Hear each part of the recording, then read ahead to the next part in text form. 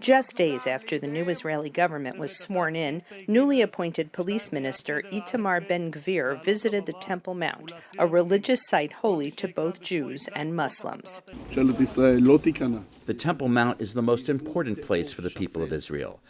The Temple Mount is open for everybody. Muslims come up here, Christians, and yes, also Jews. In the government which I'm a member of, there won't be racist discrimination, and Jews will visit the Temple Mount. But Muslims around the world see visits to the site, which is controlled by a Muslim religious trust, as a provocation. Harsh condemnations were issued by most of Israel's Arab neighbors, and Israeli Prime Minister Benjamin Netanyahu's planned visit to the United Arab Emirates was postponed.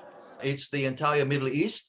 And Israel, the present government, should be worried about relations with members of the Abraham Accords, especially the United Arab Emirates.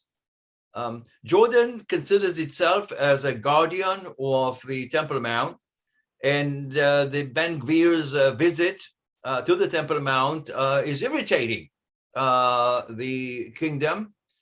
U.S. and European officials also condemned actions which could jeopardize the status quo at such a sensitive site. The United Nations Security Council announced an emergency session to express international concern about the issue. The Palestinian Authority and Hamas leaders in Gaza warned that violence could be triggered by events on the Flashpoint Temple Mount, as has occurred in previous conflicts.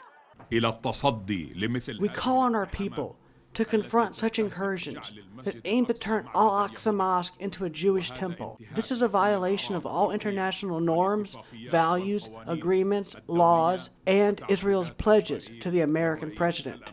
Ben-Gvir's Temple Mount visit is only one of many controversial policies of the new Israeli government which challenge the status quo. A broad range of groups supporting the peace process, religious pluralism, gender equality, human rights for minorities, all oppose what they see as challenges to the liberal democratic fabric of Israeli society. They're putting out laws against gay rights and against liberal education in general. And we just feel that our country is being taken away from us. I'm worried about the roots of Israeli democracy and the stability of Israeli democracy. I'm worried about human rights of people in Israel and under our occupation. It is going to be disastrous for Israeli society, for the relations between Jews and Arabs. It is not going to let us live in peaceful neighborly relations.